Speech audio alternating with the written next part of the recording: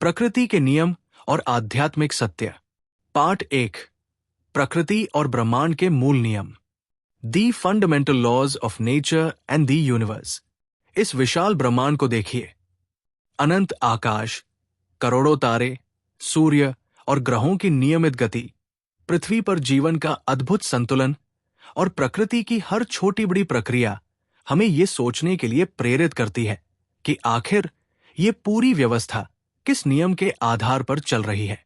जब हम सुबह सूर्य को उदय होते देखते हैं, रात में चंद्रमा और तारों को देखते हैं, ऋतुओं के परिवर्तन को अनुभव करते हैं और पृथ्वी पर जीवन की विविधता को देखते हैं, तो हमें महसूस होता है कि इस संसार में हर चीज किसी न किसी व्यवस्था के अनुसार चल रही है।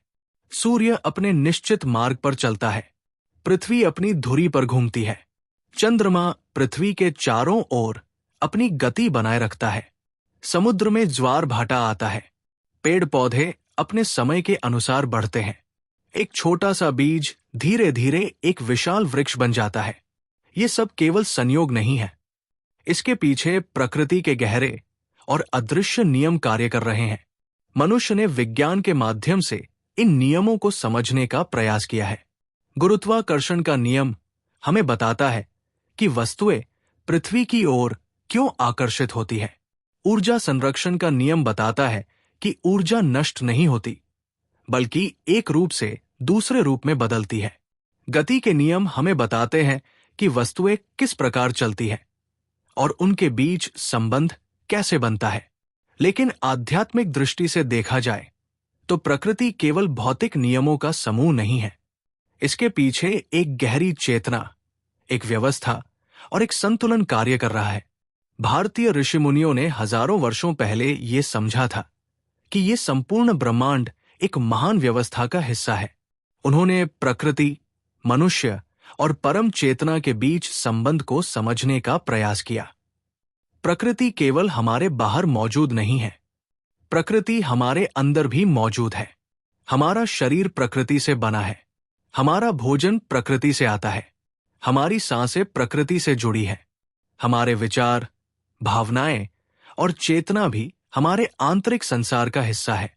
जिस प्रकार बाहर का संसार कुछ नियमों के अनुसार चलता है, उसी प्रकार हमारा मन और हमारा जीवन भी कुछ अदृश्य नियमों से प्रभावित होता है। यदि हमारे विचार सकारात्मक होते हैं तो हमारे कर्म सकारात्मक दिशा में बढ़ते हैं। यदि हमारे विचार नकारात्मक होते हैं तो उनका प्रभाव हमारे व्यवहार और जीवन अनुभवों पर पड़ता है। एक छोटा सा बीज प्रकृति के महान नियम को समझाता है। एक बीज देखने में छोटा होता है, लेकिन उसके अंदर एक विशाल वृक्ष बनने की संभावना छिपी होती है। लेकिन वो बीज तुरंत वृक्ष नहीं बन जाता। उसे मिट्टी की आवश्यकता होती है, जल की आवश्यकता होती है, सूर्य के प्रकाश की आवश्यकता होती है और समय की आवश्यकता होती है। यही नियम मनुष्य के जीवन में भी लागू होता है। हर व्यक्ति के अंदर अनंत संभावनाएं छिपी होती है, लेकिन उन संभावनाओं को विकसित करने के लिए सही वातावरण, सही विचार, मेहनत, अनुशासन और धैर्य आवश्यक होता है। आज के समय में मनुष्य तुरंत परिणाम चाहता है। वो जल्दी सफलता, जल्दी धन और जल्दी परिवर्तन चाहता है। लेकिन प्रकृति हमें सिखाती है कि वास्तविक विकास धीरे धीरे होता है। एक पेड़ एक दिन में बड़ा नहीं होता, एक नदी एक दिन में अपना मार्ग नहीं बनाती, एक पर्वत करोड़ों वर्षों में बनता है। इसी प्रकार जीवन में स्थायी सफलता और आंतरिक विकास के लिए समय और धैर्य आवश्यक है। प्रकृति का एक महान नियम है संतुलन। प्रकृति हमेशा संतुलन बनाए रखने का प्रयास करती है। दिन के बाद रात आती है, गर्मी के बाद वर्षा आती है, जन्म के बाद परिवर्तन आता है। सुख और दुख दोनों जीवन का हिस्सा है। यदि प्रकृति में संतुलन बिगड़ता है तो उसका प्रभाव दिखाई देता है। पर्यावरण असंतुलन, जलवायु परिवर्तन और प्राकृतिक समस्याएं हमें याद दिलाती है कि प्रकृति के नियमों का सम्मान करना आवश्यक है। मनुष्य के जीवन में भी संतुलन बहुत आवश्यक है। यदि व्यक्ति केवल धन कमाने में लगा रहे और स्वास्थ्य, परिवार तथा मानसिक शांति को भूल जाए, तो जीवन में असंतुलन उत्पन्न हो जाता है। यदि व्यक्ति केवल बाहरी सफलता की तलाश करता रहे लेकिन अपने अंदर की शांति को न खोजे तो जीवन में खालीपन महसूस हो सकता है।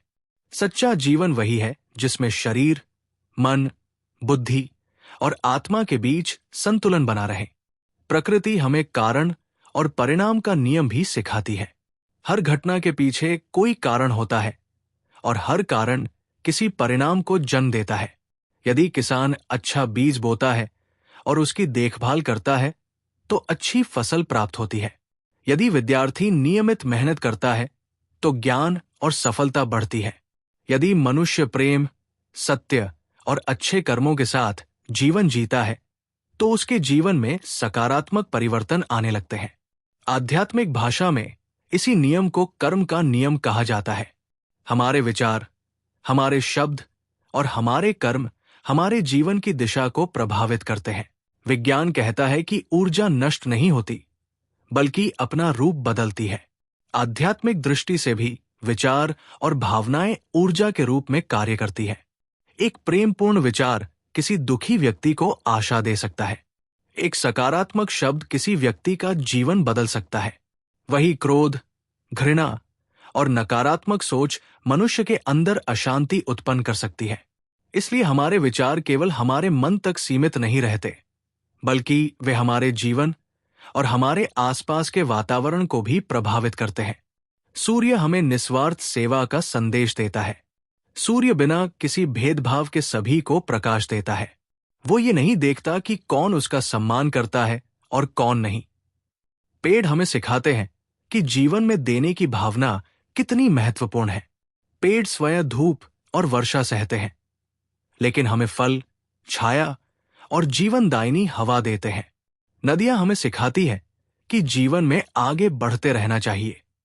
रास्ते में कितनी भी बाधाएं आए, नदी अपना मार्ग बनाकर आगे बढ़ती रहती है। पृथ्वी हमें धैर्य और सहनशीलता का संदेश देती है। हम पृथ्वी पर रहते हैं, उससे लेते हैं, लेकिन वो हमें लगातार देती रहती है।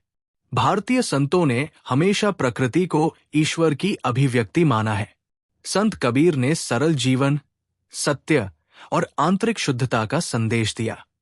संत तुलसीदास ने संपूर्ण सृष्टि में परमात्मा की उपस्थिति को अनुभव किया। गुरु नानक देव जी ने प्रकृति और परमात्मा की एकता का संदेश दिया और बताया कि ये संपूर्ण संसार एक ही दिव्य शक्ति से जुड़ा हुआ है।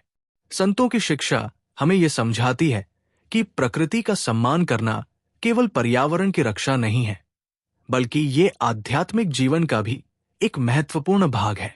जब मनुष्य प्रकृति के नियमों के साथ सामंजस्य स्थापित करता है तब उसके जीवन में शांति, संतुलन और आनंद बढ़ने लगता है।